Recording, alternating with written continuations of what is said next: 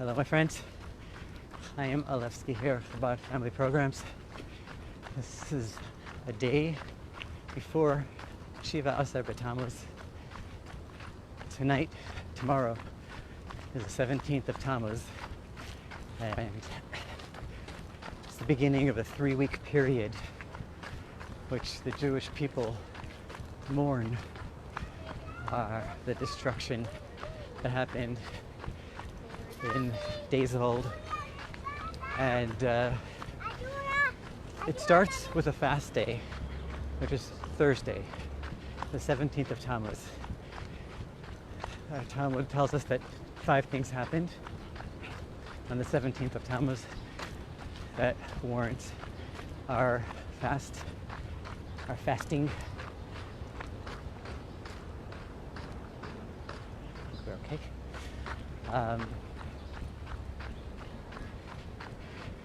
5 things. First, started off with the breaking of the luchot. Moshe, when he came down the mountain and he saw the Jewish people worshiping the golden calf, he smashed the tablets on this day, on the 17th of Tammuz. After that, later on, during the time of the Babylonians, when the temple was existing, the Beis HaMikdash, the siege of the enemy ended the supply of animals, the sheep that they needed for the korban, for the sacrifices. So that stopped also on the 17th of Tammuz. Another thing was that in the later times, I think it was the times of the Romans, Apos Tammuz, the general came into the Holy Temple and burned a Torah, which was also obviously in the holiest places in the temple, the holiest thing, a great desecration, and it was the beginning of the end over there. And the most monumental thing that is related to the 3 weeks was that the Hufka Ha'ir, the walls of Jerusalem, were breached, and the enemies, the Romans, came in, and 3 weeks later was the destruction of the temple. And so those are 5 things, and the Jerusalem Talmud says that it actually happened also for the first temple, for both temples. The breach of the city happened on the 17th of Tammuz, and which led to the destruction of the temples. So, hence the fast day. Tomorrow we fast. You can look up the details on your Jewish calendar.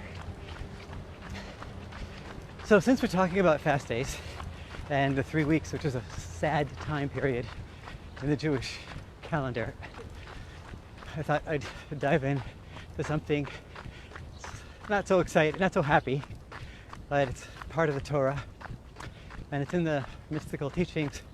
The Alter Rebbe brings in the Tanya, and I'm going to quote now a little bit from the Likutei Torah. There's the Alter Rebbe, the first Chabad Rebbe's talk about this concept, and it's about this week's parsha. He starts talking about korbanos, the different sacrifices that they would offer. Then he asks, why do we not offer sacrifices today? Then he goes into a whole exploration, and he says that within every mitzvah every mitzvah has within it 3 components: machshava, dibur, and ma'aseh, thought, speech, and action. And we're going to talk a little bit more about that, thought, speech, and action. And he says the thought and the speech we can do today in the sacrifices, but the action is what we cannot do. And then he goes on and says, to understand this better, we need to know something else. And that's the classic way the Alter Rebbe in the Likutei Torah would talk. What do we need to understand? So he says as follows. He says there's a pasuk in the Torah, a verse in the Torah that says Hayom la'asosam, or Hayom la'asotam, today to do them. And the teaching over here is that, the lesson over here is that we can only do things today, the lola machar, we can't do things tomorrow. this today and tomorrow, we're talking about this world and the next. This world, the physical world that we live in, called Olam Hazeh. Then there's the world to come, called Olam Haba, which is otherwise known as paradise, Gan Eden, heaven, whatever you want to call it. So the Alter Rebbe explains Hayom La'asotam means you can do things today, but you can't do things tomorrow. Once we get up to heaven, game's over. We can't do anything to change who we are and what we're getting. Now, what does this mean? And what's the problem? And what's the challenge? And what's this, scary title that I posted? The Heavenly Torture. The Rebbe explains, and it's brought down in the Kabbalah and the Zohar, that once we get to heaven, of course, it talks about it, and the Talmud also talks about everywhere, that the good things that you've done in this world, the Torah that you've studied, and the good things that we've accomplished, they become the nurturing of the soul in the world to come. They become the sustenance. This is what we live off of in the world to come. So it says the more you learn, the better it is. The more Torah you learn, the better it is. The more mitzvot you do, the better off you are for eternity until Mashiach comes, when everything will be good for everyone. But until then, when a person passes away, they bring with them to heaven, what they've accomplished in this world. So that's fine. What's the problem? The problem is that there's so much more. There's two problems. One problem is that there's a lot more in heaven than that which I've done, that which I deserve. It's infinitely more. The light of God is boundless and infinite, and we yearn, we want more than what we've got, than what we're appropriated. That's one problem. The worst problem is a lot deeper. The second problem, and that is that the Alter Rebbe explains that when we get to heaven, there's something we're stuck with that we can't get rid of, and it really, really bothers us. It's painful, it's torturous, and it comes with us, and there's nothing we could do. We just have to, wait it out until the torture is over, until the consequences are over. And that's called kaf hakela in the mystical terms, or in the practical terms. Kaf hakela means a slingshot. Now, what is the slingshot? For this, we need to understand the structure of man, and we'll get back to it in a minute. So in the human structure, we have our soul, that's the essence of who we are. Then we have the powers of the soul, it's called kochot hanefesh. In Hebrew, the soul is nefesh, we'll call it nefesh. Like neshama, this is the bodily soul. Then we have kochot hanefesh, the powers of the soul. That would be the intellect and the emotions. Those are powers of the soul. Then we have what we call levushe hanefesh, the garments of the soul, the clothing of the soul. The clothing of the soul are things that you can take off and put on just like clothing. And that's the machshava, dibur, and maaseh. Thought, our speech, and our actions. So we have three levels over here. We spoke about the soul, which is immutable, it's unchanging. It is what it is.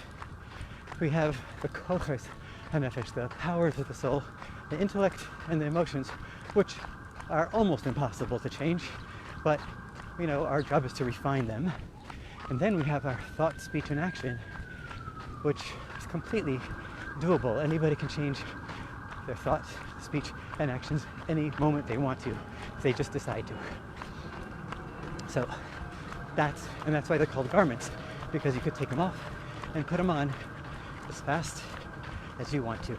It's an external thing, just like you could take off a shirt and put it back on, so that you can say a word, even if it's not true, which shows how external it is. Just the fact that we can lie shows how external speech is. Okay, so now, the Alter Rebbe says that every thought, speech, and deed we've done, all these garments of the soul, they come with us to heaven after we pass on. And they remain garments of the soul, and they stay there, and they're glued to us, and we cannot take them off. The problem with that is that when we get to heaven, we see the truth. We see what could be, or what could have been for us. We see what we could have acquired and accumulated here in this world while we were here. We realize how much time we spent on things that were not any more valuable up there, but seemed satisfying down here in this world, and it's painful.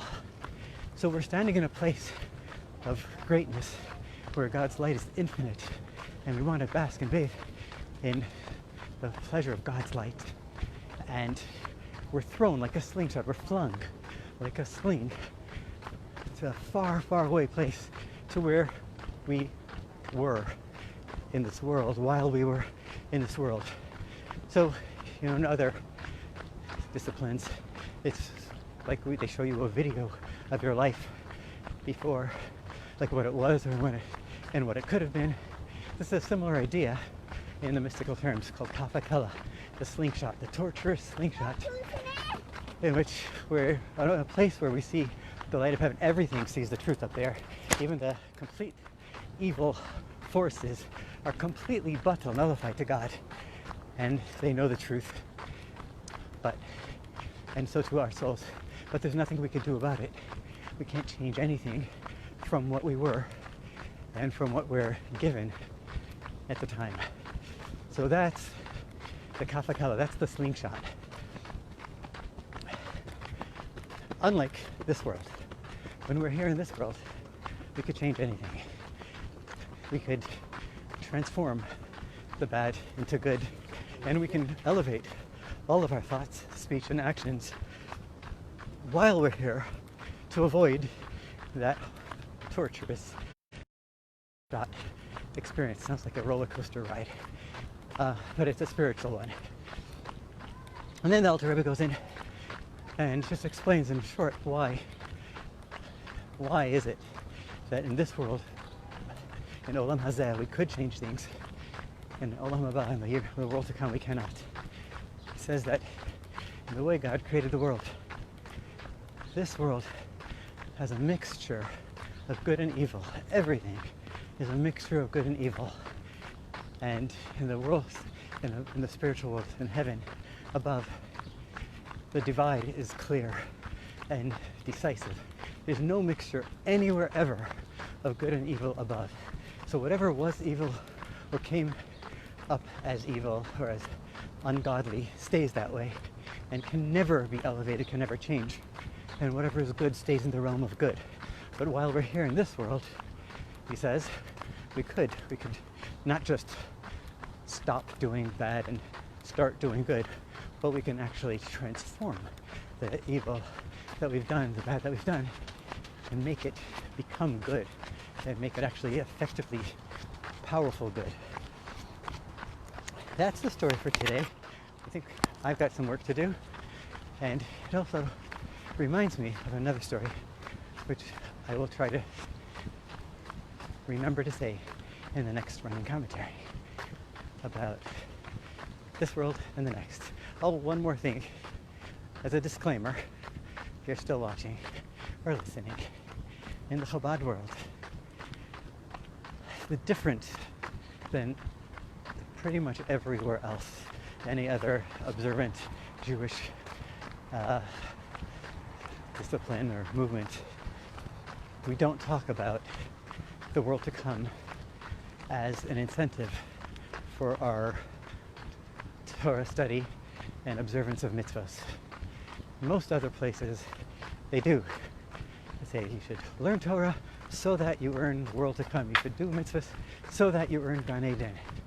In the Chabad world, you grow up your whole life and you may never hear those words ever, ever, ever as part of an incentive program for us to do what God wants.